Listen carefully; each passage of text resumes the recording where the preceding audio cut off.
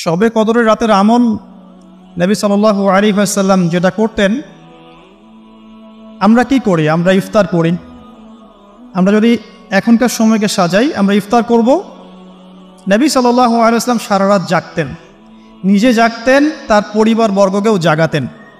আয়েশা রাদিয়াল্লাহু আনহা বলতেন যে তিনি শেষ দশক আসলে এত বেশি ইবাদত করতেন, নিজের কোমর বেঁধে নিতেন, স্ত্রীদের সঙ্গ ত্যাগ করতেন, একদম টোটালি তিনি ডিভোটেড হতেন, আল্লাহর প্রতি একনিষ্ঠ হয়ে যেতেন শেষ দশকে, এবং ইতেকাফ করতেন, মসজিদে ইতেকাফ করতেন। যদি আমাদের পক্ষে পসিবল হয় আমরা শেষ দশকে ইতেকাফ করবো ইনশাআল্লাহ। যদি পসিবল নাও হয় আমরা শেষের 10টা রাত বাসায় জাগার চেষ্টা করবো ইনশাআল্লাহ। আর যদি 10 রাতও জাগতে না পারি, শেষ দশকের বিজয় রাতগুলো অবশ্যই জাগবো ইনশাআল্লাহ। 21 রাত, 23, 25, 27 এবং 29, এই 5টার যে কোনো একটাতে লাইলাতুল কদর আছে। কিভাবে জাগতে পারি?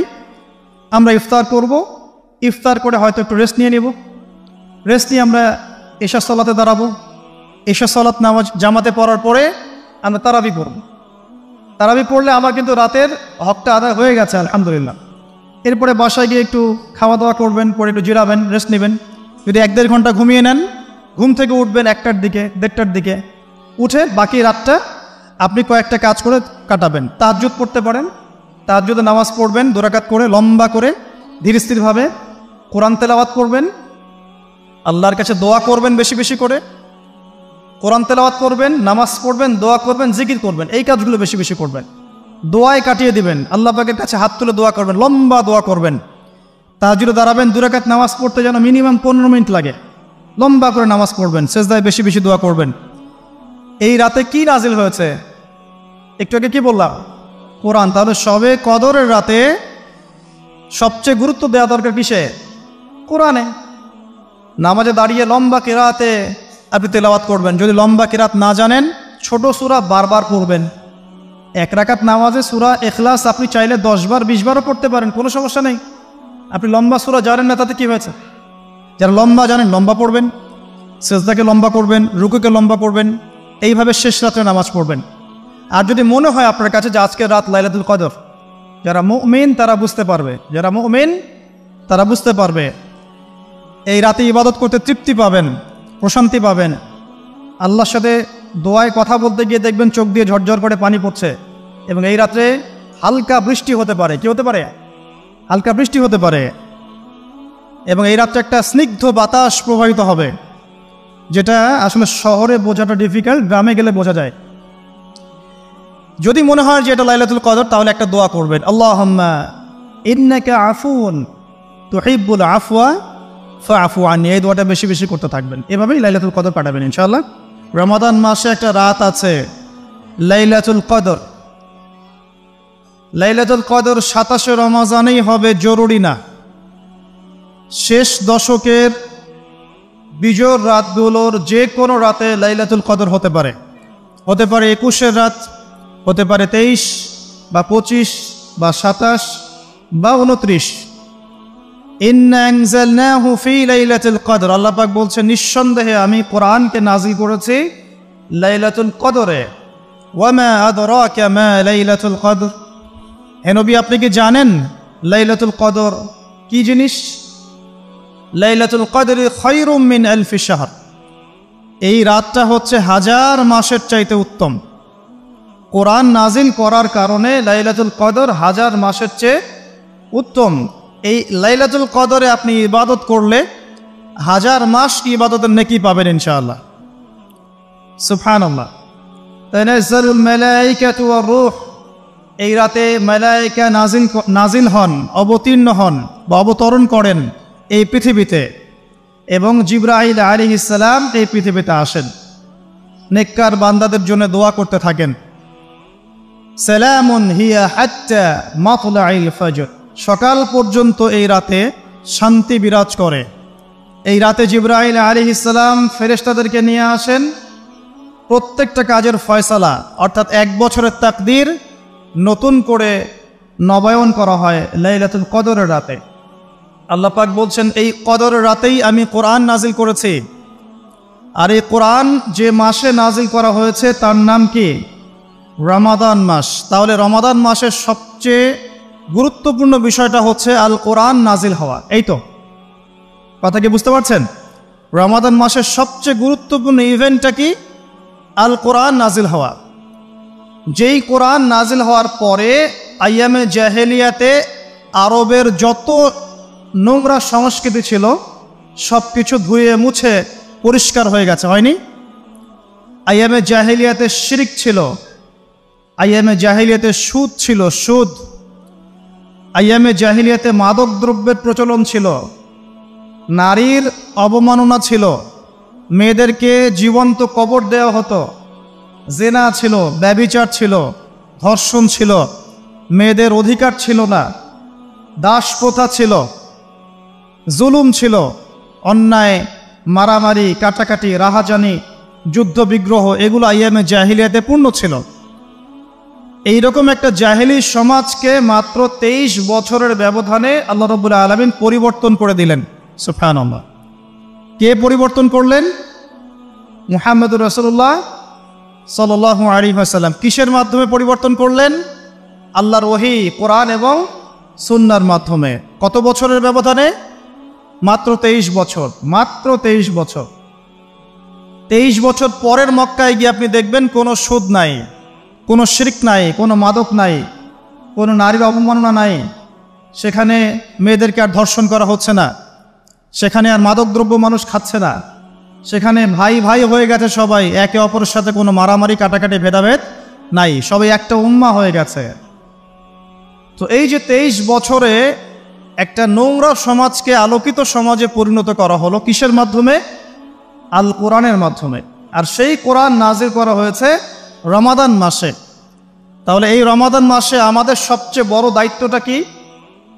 কোরআন কেন্দ্রিক জীবন গড়া, তাই নয় কি? কোরআন কেন্দ্রিক জীবন গড়া, কোরআন পড়তে শেখা, কোরআন মানুষকে শেখানো, কোরআনের অর্থটা বোঝা, কোরআনকে নিয়ে গবেষণা করা, কোরআনের দাওয়াত মানুষকে দেয়া এবং কোরআনের যে বিধান এটা বাস্তবায়নের চেষ্টা করা। এই তো কোরআন কেন্দ্রিক কাজ তো এইগুলোই। নবী সাল্লাল্লাহু আলাইহি ওয়াসাল্লাম এবং সাহাবায়ে কেরাম 23 বছর ধরে এই কাজগুলো করেছিলেন বলেই আইয়ামে জাহিলিয়াত একটা আলোকিত সমাজে পরিণত হয়েছে। আমার কথা কি বুঝতে পারছেন? আলহামদুলিল্লাহ। এখন আসেন খুব সরল কথা বলি যে আমরা যারা মুসলিম আছি কোরআন কেন্দ্রিক আমাদের কি কাজ করা উচিত, এই রমাদান মাসে আমরা কি করতে পারি এবং রমজান মাস থেকে শিক্ষা নিয়ে সারা বছর এটাকে ধরে রাখতে পারি কিভাবে, এটাই মূল কথা। অনেক বেশি কথার প্রয়োজন নাই, মূল কথা কিন্তু অল্প। রমাদান মাসে আমাদের প্রথম দায়িত্ব হচ্ছে আল কোরআন পড়তে শেখা। আমরা কারা কারা কোরআন পড়তে জানি? হাত উঁচু করে একটু। মাশাআল্লাহ, বেশিরভাগ মানুষই কোরআন পড়তে জানেন, আলহামদুলিল্লাহ। জাযাকুমুল্লাহ খায়রান। আল্লাহ পাক আপনাদেরকে বারাকাত দান করুন, দোয়া করি। প্রথম কাজ কোরআন পড়তে শেখা। পড়তে জানেন, আলহামদুলিল্লাহ। তবে আমি কিছু কথা বলি যেগুলো শুনলে হয়তো আপনার কাছে মনে হবে যে আরো ভালো করে পড়া শেখা উচিত। পড়তে শেখা খুব গুরুত্বপূর্ণ একটা কাজ, কিন্তু যেমন তেমন করে পড়তে শিখলে হবে না, মদ মাখরাজ তাজবিদের সাথে পড়তে হবে। যেমন একটা অক্ষর আছে কফ, বড় কফ, যেমন কফ দিয়ে একটা শব্দ আছে কুল। আপনারা সূরায় পড়ছেন নামাজে কুল হুয়াল্লাহু আহাদ, তাই পড়ছেন না? তো এই কুল শব্দের অর্থ হচ্ছে বলুন। কিন্তু আপনি যদি কফ এর মাখরাজটা ভুল করেন এবং কফ না বলে আপনি ছোট কাফ পড়েন এবং কুল না পড়ে আপনি কুল পড়েন, বলেন যে কুল হুয়াল্লাহু আহাদ, তাহলে অর্থটা পরিবর্তন হবে। অর্থ দাঁড়াবে খাও আল্লাহ এক এবং অদ্বিতীয়। আমি কি বুঝাতে পারছি? শুধুমাত্র কফ এর উচ্চারণ সঠিকভাবে না করার কারণে আপনার অর্থ পরিবর্তন হয়ে গেছে, বলো এর জায়গায় খাও অর্থ চলে এসেছে। আপনি পড়ছেন আল্লাহু আকবার, আলহামদুলিল্লাহি রাব্বিল আলামিন, এই তো আপনি পড়ছেন আলহামদুলিল্লাহ। শব্দটা কি? আলহামদুলিল্লাহ। এই হা এর মাখরাজ কোথায়? হা এর মাখরাজ কোথায় বলেন একজন? কণ্ঠনালীর মাঝখান থেকে। এখান থেকে আপনি উচ্চারণ করছেন আলহামদুলিল্লাহি রাব্বিল আলামিন, অর্থ দাঁড়াচ্ছে সমস্ত প্রশংসা জগৎসমূহের রব আল্লাহর জন্যে। ঠিক আছে? কিন্তু আপনি এই হায়ে হত্তির জায়গায় যদি হায়ে হাওয়াস পড়েন, যার মাখরাজ অন্য জায়গা থেকে, আপনি পড়ছেন ফর এক্সাম্পল আলহামদুলিল্লাহি রাব্বিল আলামিন, যেমনটা অনেকেই পড়ে থাকে। কেমন আছেন? আলহামদুলিল্লাহ ভালো আছে, তাই না? কেমন আছেন? আলহামদুলিল্লাহ ভালো আছে। তো আলহামদুলিল্লাহ না বলে সে বলেছে আলহামদুলিল্লাহ, ওই যে হায়ের উচ্চারণ পরিবর্তন হয়ে গেছে, এই কারণে অর্থ পরিবর্তন হয়ে দাঁড়াবে যে সমস্ত নিন্দা আল্লাহর জন্যে, যিনি জগৎসমূহের রব। আমার কথা কি বুঝতে পারছেন? শুধু হায়ের মাখরাজ ভুল হওয়ার কারণে এই সমস্যা হলো। তাই যারা পড়তে শিখেছি আরও ভালো করে পড়তে শিখি, মদের সাথে, মাখরাজের সাথে, তাজবিদের সাথে সমস্ত নিয়মকানুনগুলো আবার চর্চা করি, যাতে আপনার তেলাওয়াতটা 100% বিশুদ্ধ হয়। আল্লাহ পাক তৌফিক দান করুন। ফর এক্সাম্পল আরেকটা উদাহরণ দিচ্ছি, আলিফ লাম মিম, সূরা বাকারার প্রথমে আছে না আলিফ লাম মিম? এই আলিফ লাম মিমের অর্থ আছে, কিন্তু আল্লাহ ছাড়া এই অর্থ কেউ জানেন না। এর অর্থ আমরা করতে পারবো না, কিন্তু অর্থ আছে। যালিকাল কিতাব লা রাইবা ফিহ, এটা এমন একটা কিতাব যে কিতাবের মধ্যে কোনো সন্দেহ নাই, কোনো সন্দেহ নাই। এই যে নাই, এর অর্থটা হচ্ছে লা মানে নাই, লা রাইবা কোনো সন্দেহ নাই। রইব মানে সন্দেহ, লা মানে না, লা রাইবা কোনো সন্দেহ নাই, ফিহি এর মধ্যে, মানে এই কিতাবের মধ্যে।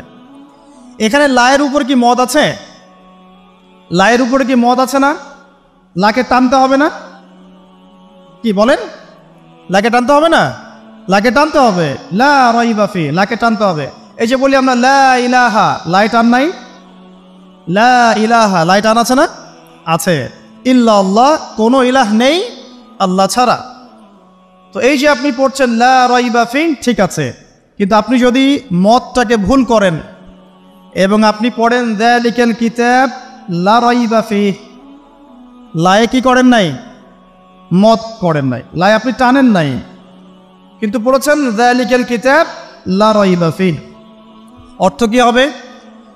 অর্থ হবে এটা এমন একটা কিতাব যে কিতাবে অবশ্যই সন্দেহ আছে।